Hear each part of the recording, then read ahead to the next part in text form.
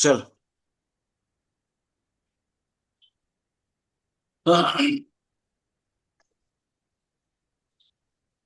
जैसे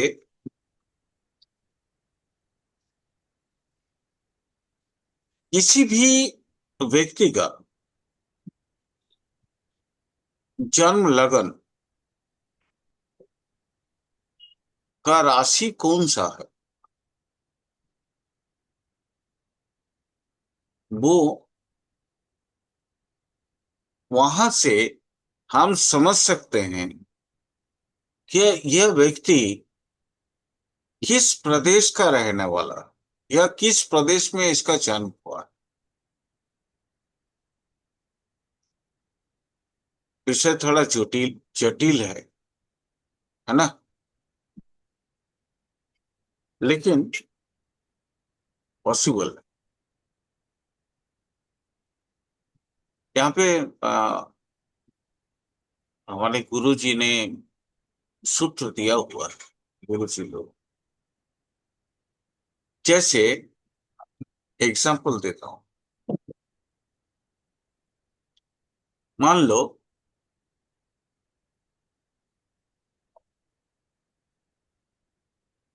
एक्चुअली ये जो रेमिडीज वाला सिस्टम है ना,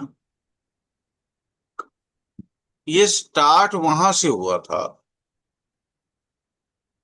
ग्रहों की जन्म स्थान कहाँ है, तो ग्रहों की जन्म स्थान का मतलब ये तो नहीं है ना कि ग्रहों की जन्म स्थान है। ग्रह तो आकाश में है, तो धरती में वहां पे कहाँ, हमारे भारतवर्ष में वहां पे कहाँ से जन्म स्थान आएगा। यानी आप कोई भी ग्रह देख के, ताकि ज्योतिषी बता पाए,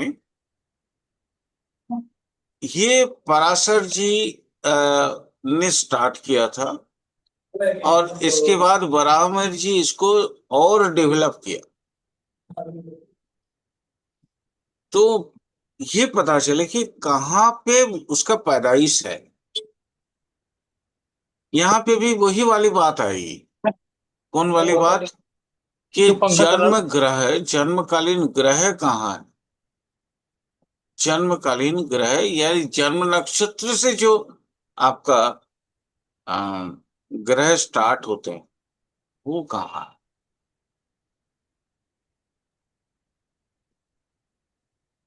और अ,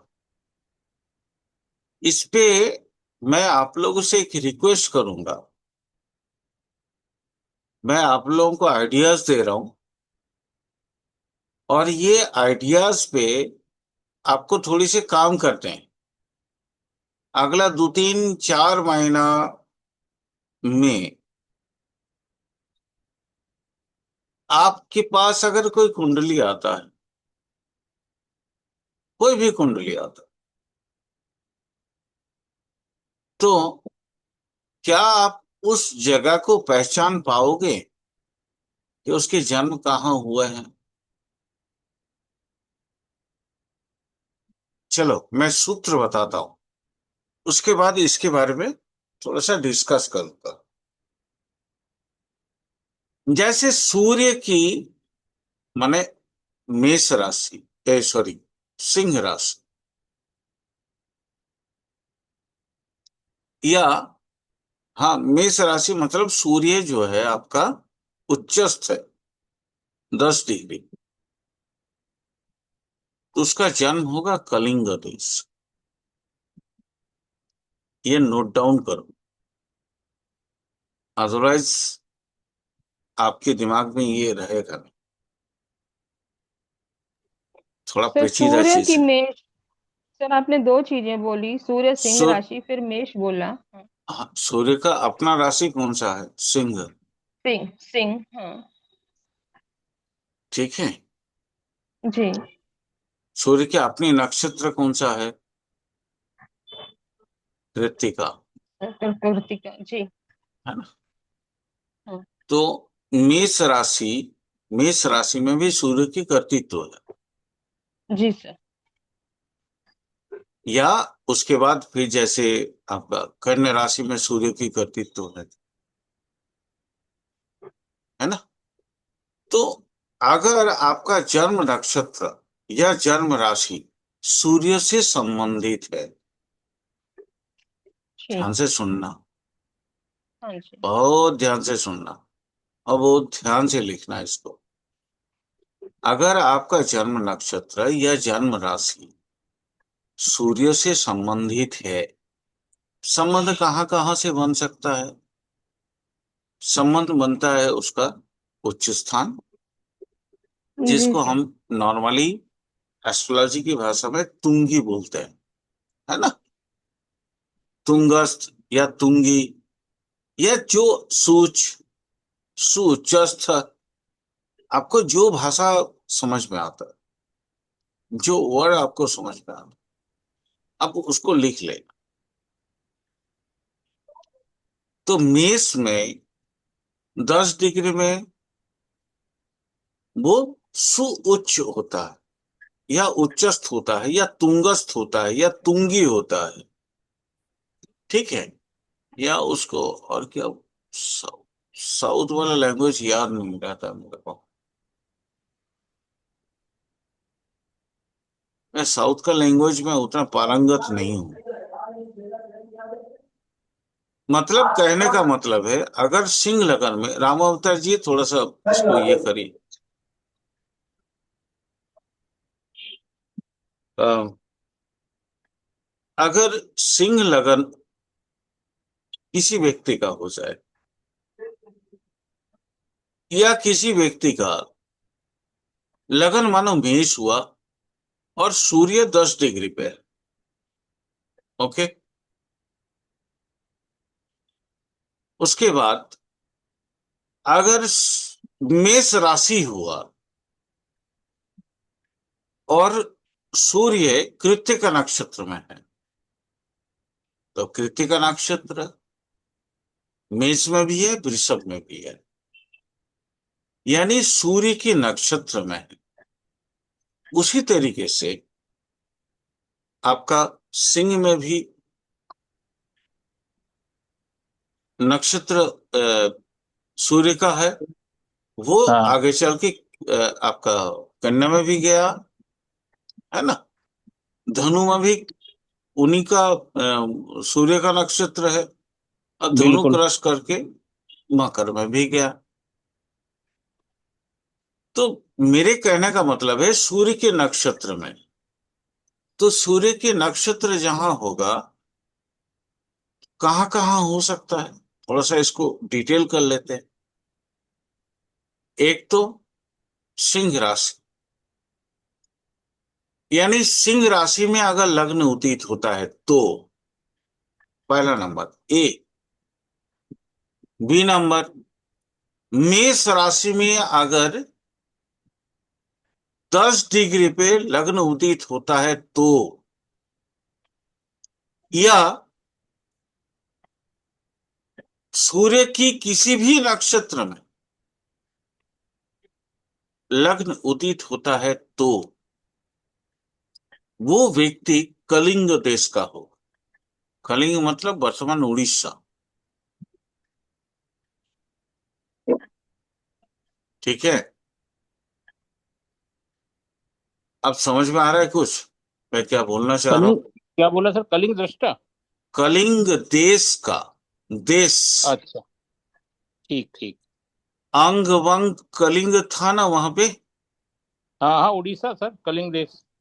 हाँ, अंग मतलब अंगद वाला, माने बिहार झारखंड वाला एरिया। हम्म वंग मतलब वर्तमान पश्चिम बंगाल और बांग्लादेश, हम्म है ना? और हम्म। कलिंग का मतलब क्या है आपका? उड़ीसा। तो बिहार का भी कुछ हिस्सा है सर? अंग का मतलब होता है, अंग का मतलब ही होता है तो बिहार और झारखंड। हम्म पहले तो ऐसा नहीं था ना भाई, इस तरह का अंग वंग कलिंग था। हम्म।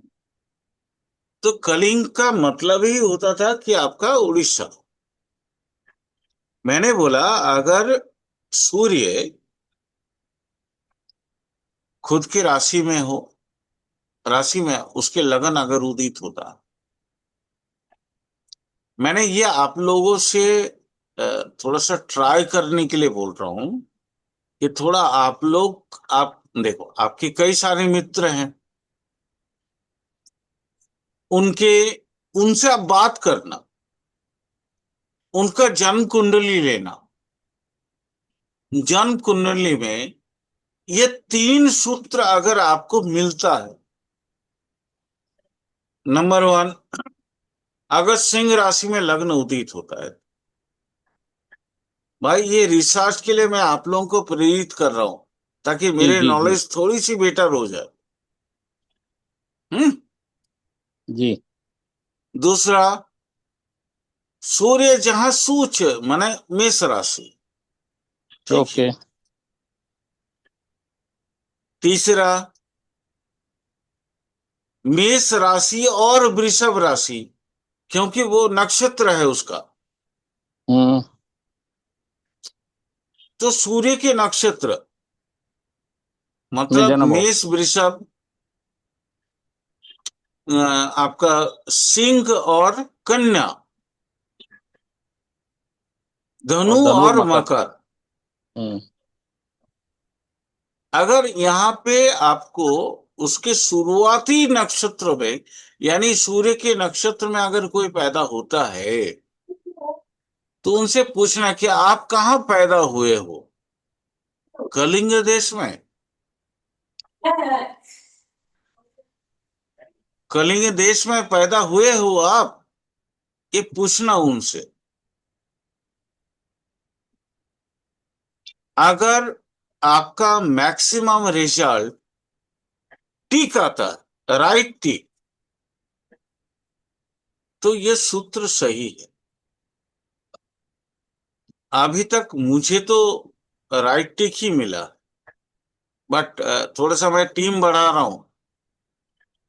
अभी तक मैं अकेला रिसर्च करने वाला था, अब मेरे साथ आप सहभागी बन जाओ। दूसरा,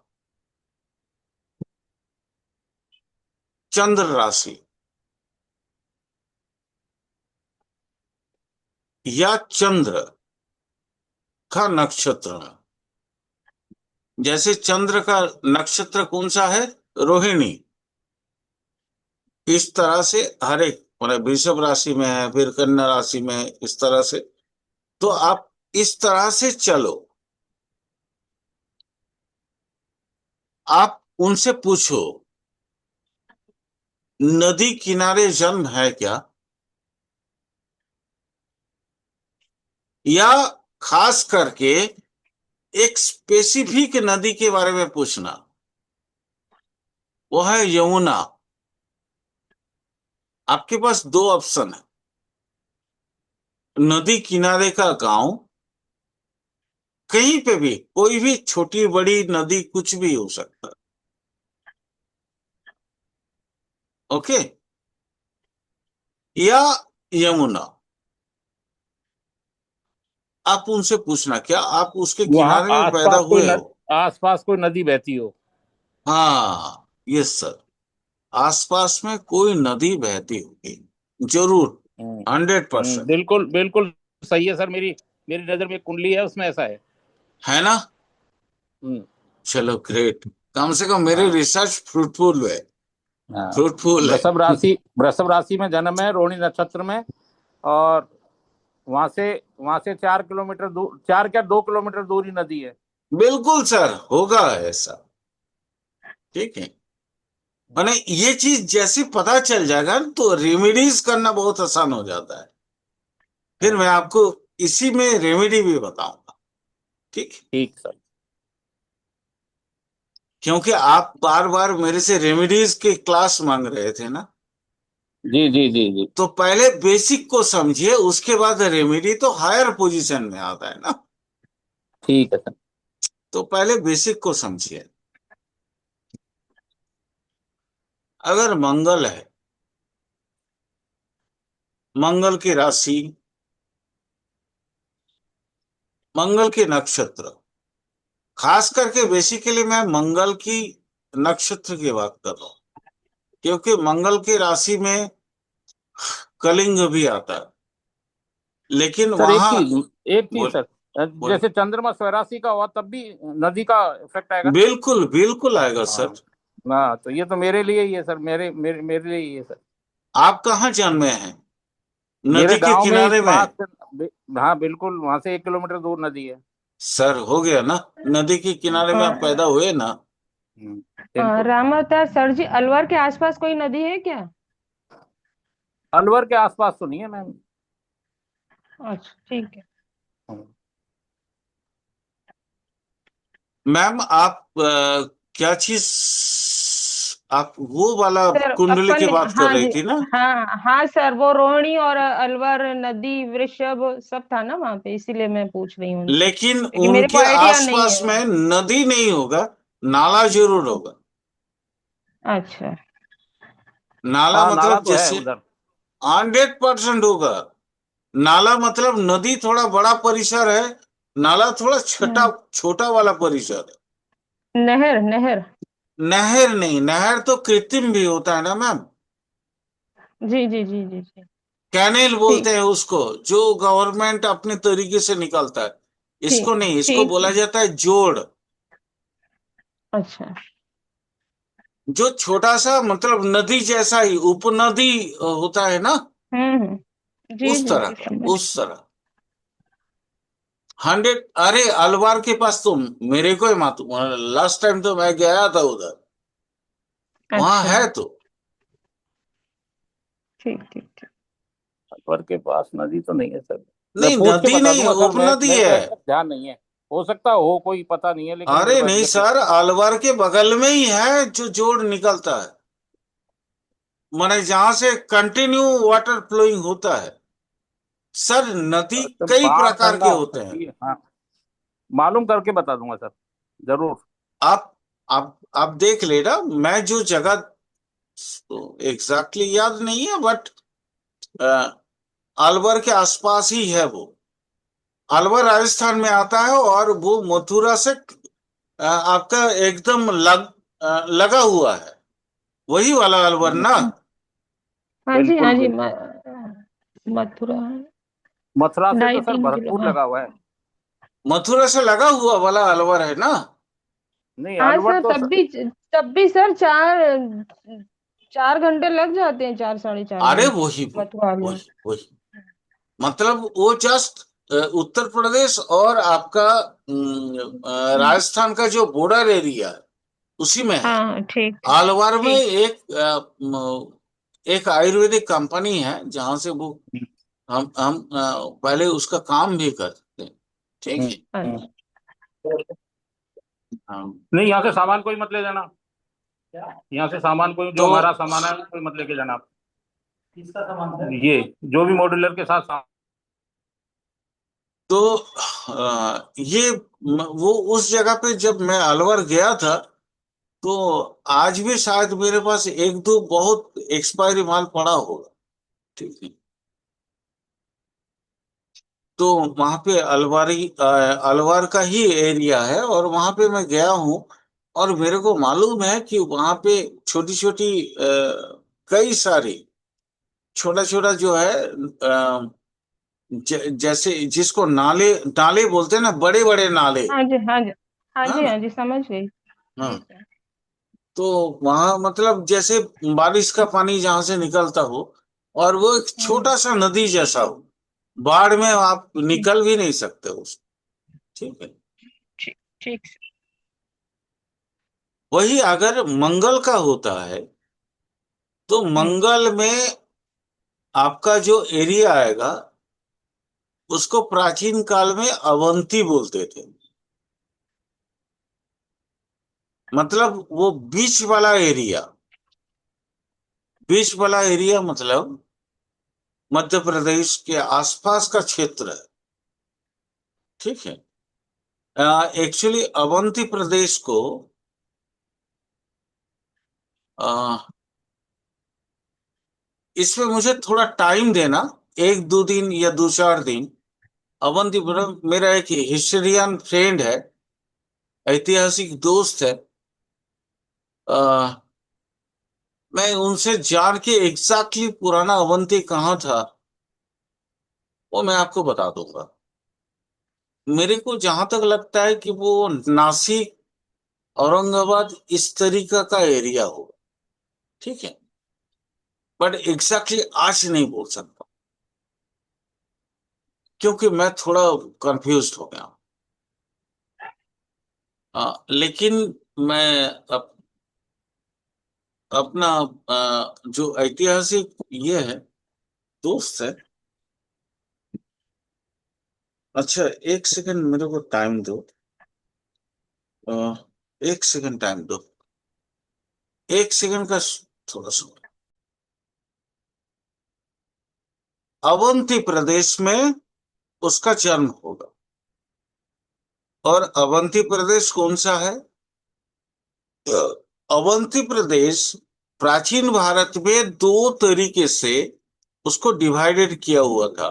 एक था उत्तरी अवंती और एक था दक्षिणी अवंती।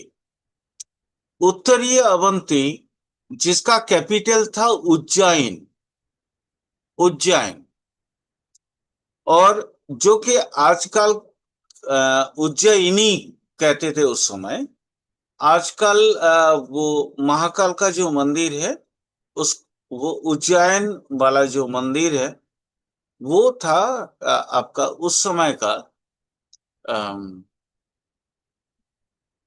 उसका उत्तरी अवंती का कैपिटल। यानी अल्टीमेट मैं आपको कह सकता हूं, अल्टीमेट ये कहा जा सकता है कि अवंती प्रदेश का मतलब होता है मध्य प्रदेश। मध्य प्रदेश से लेके अप टू महाराष्ट्र तक का, जैसे आपका वो अ, नागपुर हुआ, अप टू नासिक तक, नासिक और उसके आसपास वाला एरिया तक, अकॉर्डिंग टू जो मेरे समझ आया, जैसे मैंने अपने फ्रेंड से जब बात किया तो। ठीक है, ये पुराना ये है। अवंती का बहुत बड़ा हिस्ट्री है, अवंती प्रदेश का बहुत बड़ा हिस्ट्री है। ये जैनिज्म और बुद्धिज्म का बहुत बड़ा कैपिटल रहा है। और उज्जैनी, उज्जैनी इसकी राजधानी रही है। बस ये मैं आपको अभी फिलहाल के लिए कह सकता हूँ। बाकी आप लोग और जानना चाहो तो आप लोग रिसर्च कर सकते हो या पढ़ सकते हो।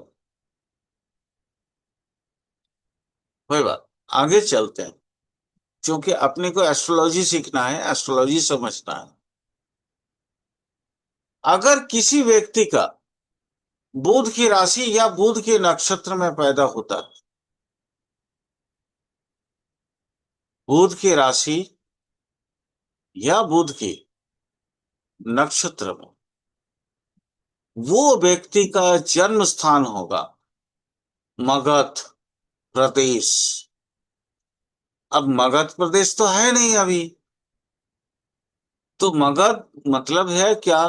पाटलिपुत्र, उसके राजधानी वर्तमान पटना। यानी पूरा बिहार, बलिया, उत्तर प्रदेश इत्यादि। शायद लक्ष्मी मैम, क्या जी सर। आपका मंगल का जन्म है क्या? जी सर, मंगल के नक्षत्र में। है ना? हाँ जी सर। क्योंकि फैजाबाद, अयोध्या सब मगध प्रदेश में था। ठीक है, ठीक सर। इसलिए मैंने आपसे डायरेक्ट पूछ लिया, क्या मतलब। सर, अ, आपने आपने बताया तो यहाँ पे मुझे, लेकिन अवंती प्रदेश बताया नॉर्दर्न और वो मंगल में। तो नहीं अभी आप सर नहीं मंगल नहीं में आपने हाँ। नहीं नहीं, वो अवंती पूरा का पूरा एरिया में पड़ा हुआ था ना। हम्म, अवंती मैं पूरा खुद ही। का पूरा पड़ा हुआ था, यहाँ आपका फैजाबाद, अयोध्या तक अवंती का प्रदेश था। इसलिए मैंने पूछा आपसे। अच्छा। अच्छा। अब मैं जैसे बुध, बुध का पूछूंगा, बुध हम्म। का पूछूंगा। अरे, चला गया, लाइन चला गया।